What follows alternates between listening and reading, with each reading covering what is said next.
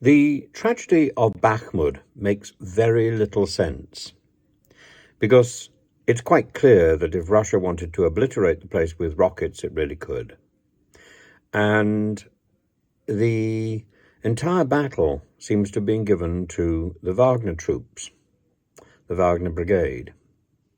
And there seemed to be a huge death toll on both sides.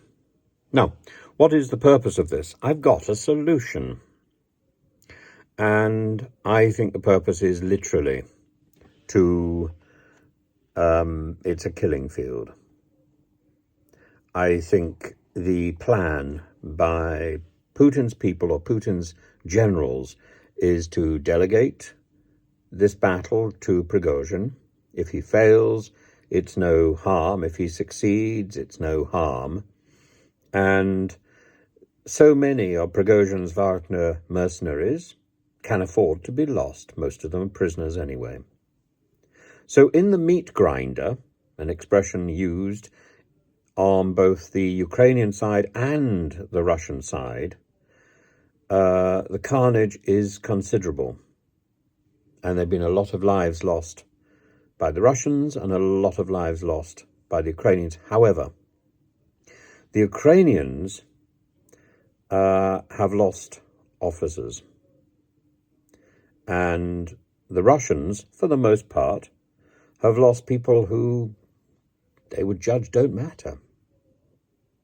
There's a lot of footage, some of which I'll show you later, of both Ukrainians and Russians, depending on which videos you look at, catching soldiers walking or crawling in the trenches and then using the drone, both of them are using drones, to summon missiles which are then horribly effective.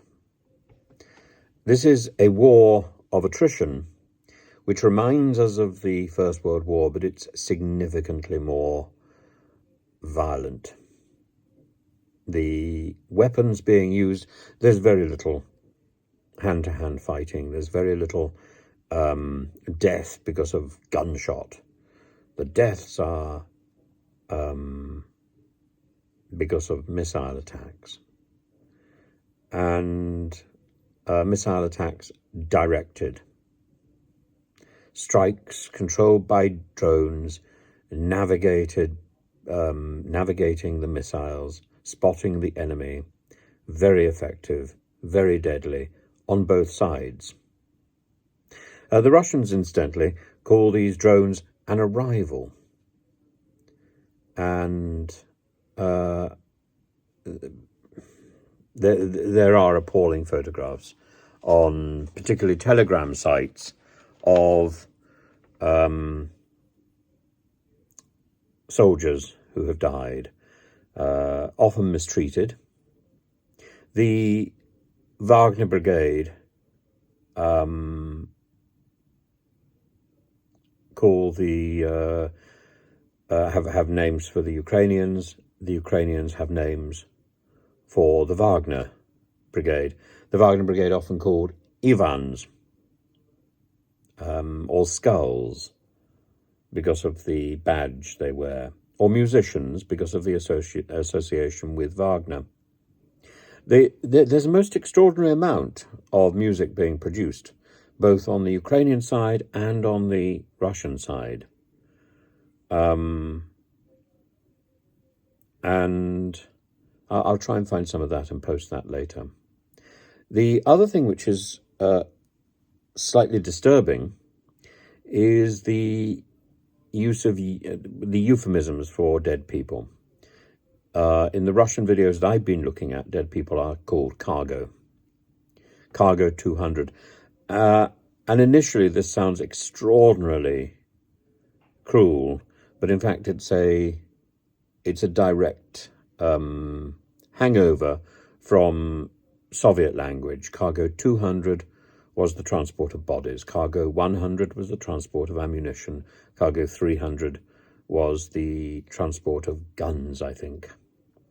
There's a lot of revival of Soviet language, right down to the naming of towns and cities in Ukraine by the Russians.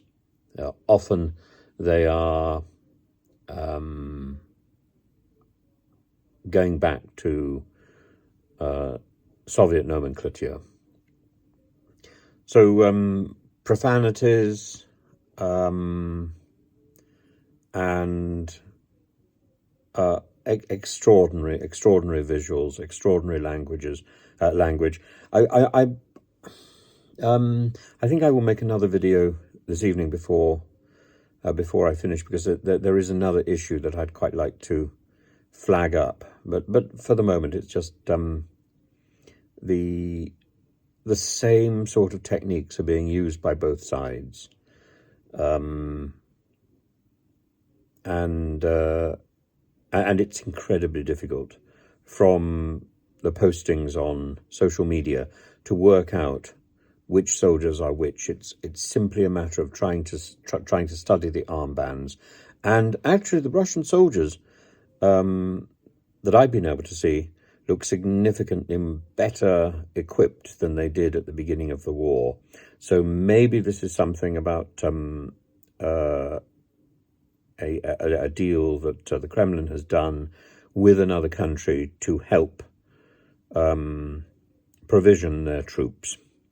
Because certainly at the beginning of the war, they didn't have enough uniforms, they didn't have enough boots, and they certainly didn't have enough basic weapons. Now the soldiers look quite well equipped, and the Ukrainian soldiers look well equipped as well.